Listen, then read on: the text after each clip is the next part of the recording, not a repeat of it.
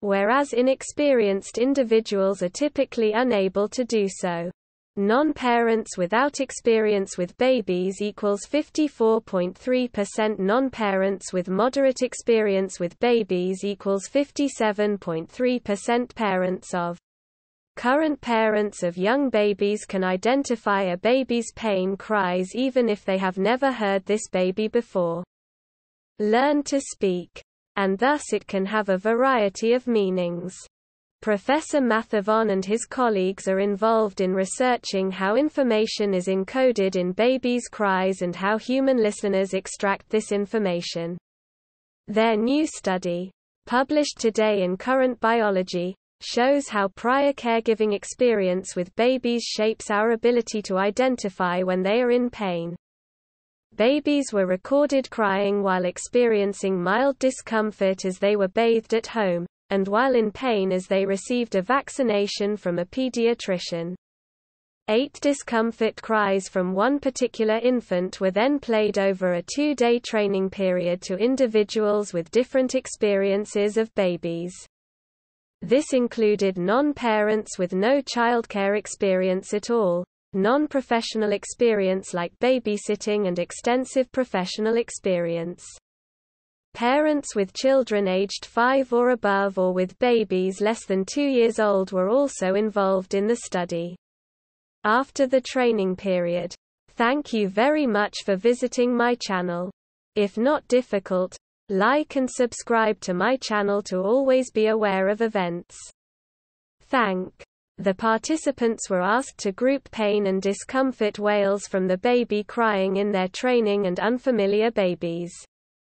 The results revealed that parenting experience influenced the participants' ability to decode the baby's cries.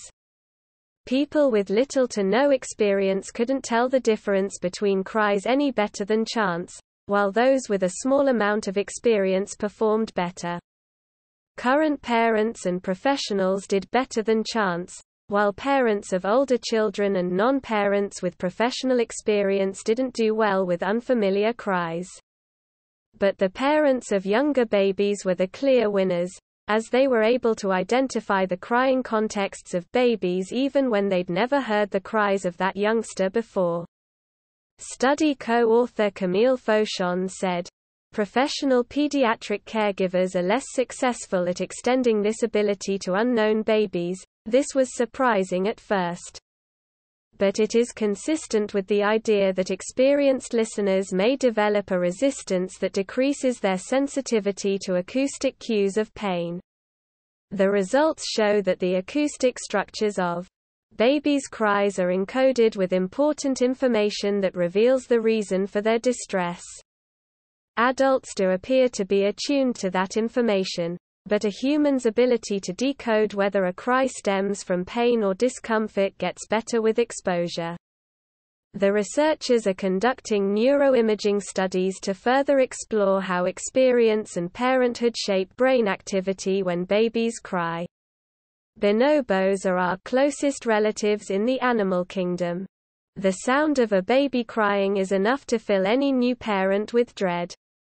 But if you're struggling to decipher your baby's cries, sharing about 98.7% of our DNA, and it seems they have picked up a few human-like characteristics along the way. A new study has revealed that the apes produce high-pitched, baby-like cries when they are attacked, in order to attract comfort from others. These displays of distress are strategic, increasing their chances of receiving consolation from bonobo bystanders, scientists claim. They resemble those typically used by infants, such as pouting, whimpering and showing tantrums. The study by psychologists at Durham University reveals that adult bonobos are also less likely to be re-attacked by their former opponent when they display these baby-like signals following a conflict. Read more here. If you liked the video, please like and subscribe to my channel to stay up to date. Peace for everyone. Panic not.